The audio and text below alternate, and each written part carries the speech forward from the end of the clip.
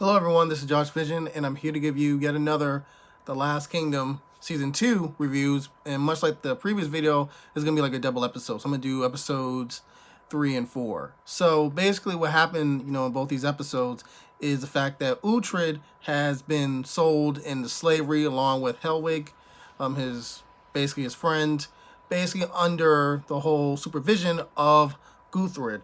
Now, as I mentioned before in previous reviews, the Abbot has done a masterful job of basically sowing seeds of doubt, insecurity, fear, and jealousy, in Guthred's mind when it comes to Uhtred. So Uhtred, like I mentioned before, he's sold into slavery, and basically the majority of episode 3 is basically showing the effects of what it's like to be a slave during that time. I believe at one point, him and Helwig actually befriend this Irish slave, I believe, and they are basically I think at one point they're forced to make timber or something.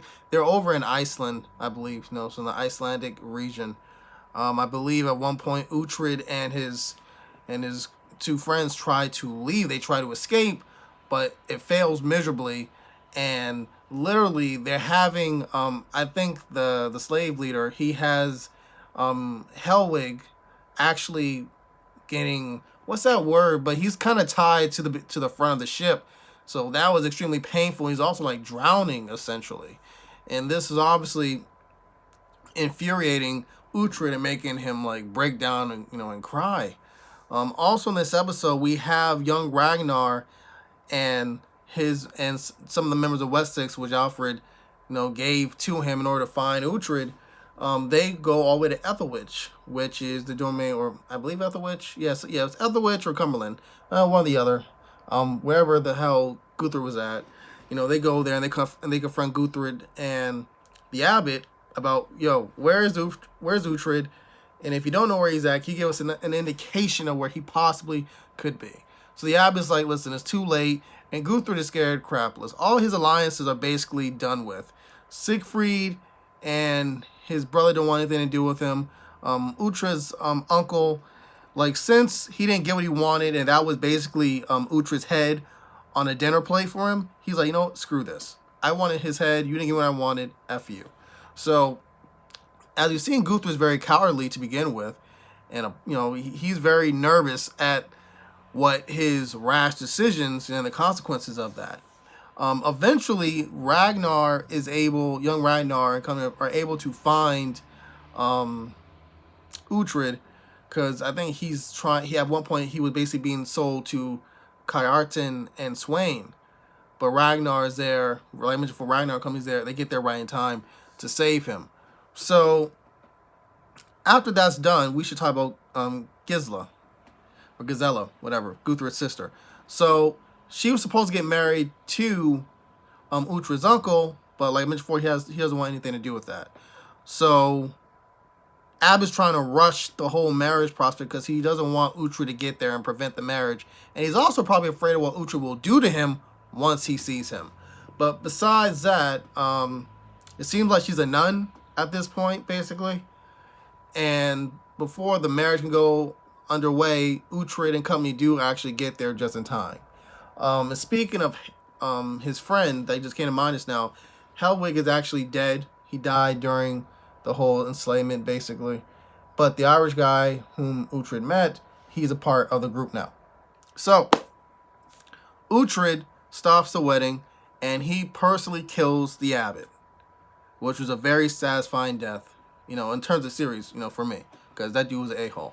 So, besides that, we have Uhtred meeting up with Alfred, and you can tell, despite Alfred being a little bit, stoic and serious, he even kind of chuckled when he said that he did miss Uhtred's childish ignorance, basically, and that he would like Uhtred to basically be the head of his army. Uhtred's like, listen, what I have to do? Destiny. I have to get my lands back in Bebbanburg. And he's like, yeah, I understand that, but listen, before you do that, I'm gonna need you to lead my army, because I'm trying to get to I'm trying to gain some more territory for my eventual dream of unified England. And by the way, I heard news that you killed one of the holy men. Even if he was justified, you killed one of our holy men. And since you were under the supervision of your older brother, Ragnar, you know, basically, he will be held accountable. So Uhtred's like, no. But Alfred knew he would do that. So Alfred's always thinking ahead. So he's like, listen, so if you basically pledge your allegiance to me again, I will make sure your brother and Brida will be freed. And Uhtred basically said, agreed to it. He said, I'll give you my sword.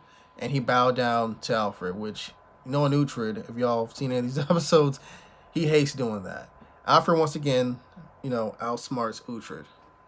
So, basically after this, like in the next episode, episode 4, we see Uhtred and young Ragnar somewhat departing, but not really. Ragnar saying, yo, why are you still with Alfred? Why are you still basically Alfred's little itch? You know what I mean? So it was just like very funny, their banter. And Uhtred's like, listen, I had to do what I had to do. He didn't tell young Ragnar that if he didn't do it, that Alfred would have had him killed. He basically uses something else, a very convenient way of looking at things. I need more land, I need more power, and also, like, come on, this is our best opportunity now to get Thora, their sister, which I believe Ezalt mentioned to Uhtred about his sister being alive. I think I said that around either the season 1 finale or my previous season 2, episode 1 and 2 review. But yeah, that was thrown, into this episode. I thought it was very interesting how the whole process came along. Like, it was like this motley crew of people joining up. You had Ethelwald, who was sent by Alfred to sort of be his eyes and ears, to watch over Uhtred. And the same thing could be said about Alfred's, I think, his bodyguards. I forgot his bodyguard's name. I think it's Scappa, something like that. But he's a real tall guy, and he's like one hell of a soldier. So he's also there to watch Uhtred. Because I believe the Elderman, Oda, and also Alfred's wife were very concerned the fact that, okay, what if Uhtred, like after Uhtred and his brother defeat the Northerners, whatever, right? Or they defeat Kiartan. What's to stop Uhtred from not only taking Northumbria, but other like kingdoms, and also trying to go for you? And Alfred's like, well, Uhtred is a Viking. He's a Dane. They're always restless. He wouldn't even care about that other than Bebbanburg. But if he does, I'll just have, like, Scappa, the guy I mentioned earlier, just kill him. So he's just like, either way, I win. So that eases, his wife and the Elderman Oda's skepticism. So the majority of this episode I mentioned before, like a motley crew. You have Ethelwald. You have Uhtred's new friend, the Irish guy. You also have Uhtred's also new friend, who actually was a part of the attempted assassination attempt on Uhtred around episode 2, but after that failure and him being the last one remaining, he vowed, his like basically his service to Uhtred. So he's basically on Team Uhtred's side at this point. So you got them, and you also got Brida and Ragnar the Younger, and Beocca. So they're all trying to figure out, okay, what's the best way for us to get into Kiartan's, like, his little field, well, not really field, but it's like his fort, essentially, his walled fort, where he's hiding. And they figured out, like, there was, like, a certain passage, I believe, in which, like, Uhtred and his people had to sort of wait there and sort of cause a bit of a distraction, which would allow Ragnar, Brida, and the rest of their men that they were able to convince to join them to get that opening, in order for them to go attack Kiartan.